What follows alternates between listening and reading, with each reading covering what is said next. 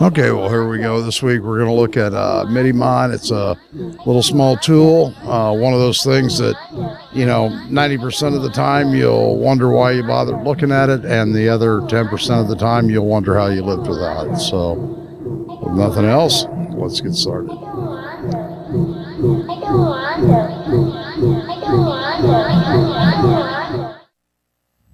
Okay, well, this is going to be real quick this week. I just want to show you how to use a tool called MIDI Monitor to check what your control surfaces, be that a keyboard or a pad or whatever it is, are actually doing, so you can troubleshoot problems or set up your keyboard or whatever that would be. In this case, just I have my MIDI keyboard, an Oxygen 25, hooked in to the PC. And I'm going to check its control channels that it's sending out, the knobs on it. I want to do something with Zen, and I know that I want to have control channels, say 10 and 11. That's panning and expression, and 64 for sustain. And I want those knobs on my keyboard active, so we're going to go do that. So first thing I do is I bring up MIDI Monitor. I'll come over here, check my connections from Oxygen into the MIDI Monitor. I'll connect that. And now I'll hit my pitch bend wheel. Oh, yeah, okay. I'm reading on channel 1. And let me check my first knob. It's 10, as you can see right here on channel 1. I'm sending out control information on controller number 10. Here's the actual the number, how far I've turned the knob, but we're only really concerned with what channel and what control knob am I sending. I'll try the next knob, 11, just like I like it, and then 64 for my next knob. No, it's 71. I don't want 71 for this thing, so I'm going to go change it. On an Oxygen keyboard, if you don't know how to change it, we have a video for that on how to do it. It's really fast and simple. 1, 2, 6, 4, enter. And let me twiddle that knob again. Okay, and now by using this, I have rapidly changed my keyboard, changed the control knobs on it, verified that it's working, and I can unhook. And that's pretty much, I mean, this tool does all kinds of things where you can filter out certain things. You can keep this hooked. In fact, let's keep this hooked up while it's working, and it'll continually report back on what's going on through the MIDI channel. But the cool thing is, you can come down here and check these off, so that you're not seeing just thousands and thousands and thousands of messages coming through. So you're only really getting a view of the ones you want.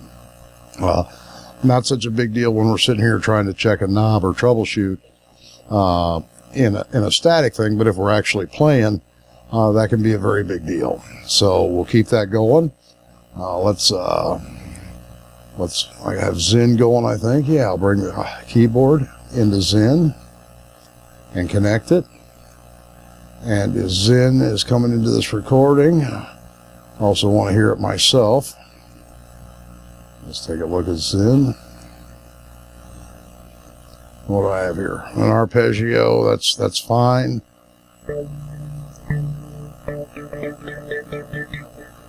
Okay, and you see MIDI Monitor in the back says like hit key 62.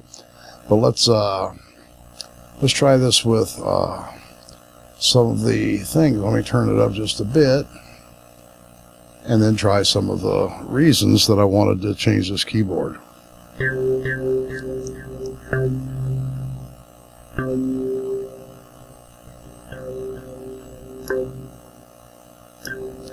There's the panning.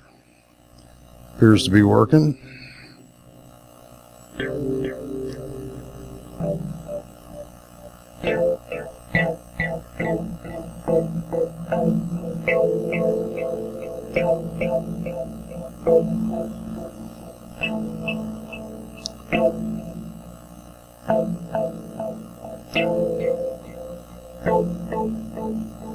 So you see, that's basically what it is. Like I said, this is going to be a real quick one. I just wanted to show you. I think when we went over the Oxygen keyboard last time, there was, I can't even remember what I did to monitor the MIDI, but whatever it was I did then, it wasn't as easy as using this MIDI monitor.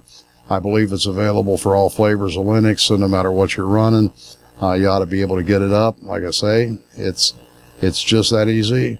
Connect your keyboard or your tablet to the monitor, and then start hitting keys or twiddling knobs and seeing what it's sending.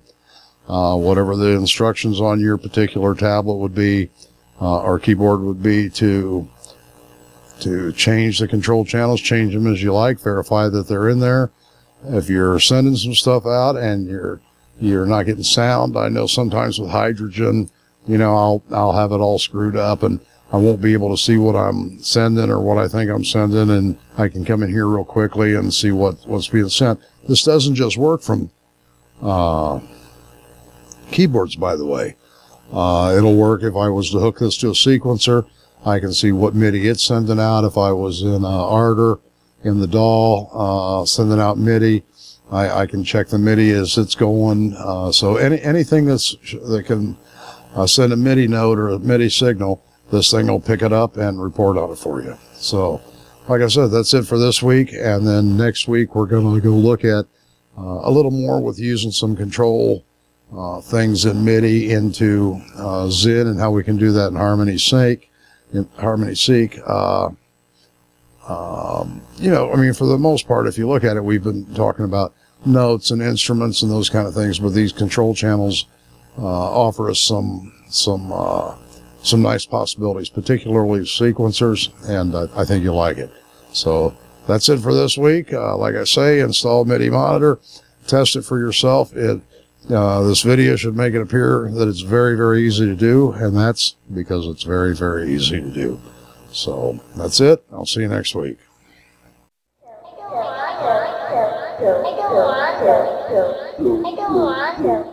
Okay, well, that's it for this week. Just a cool little utility that might take some of the pain and suffering out of tracking down some MIDI problems, or heck, just helping to set your control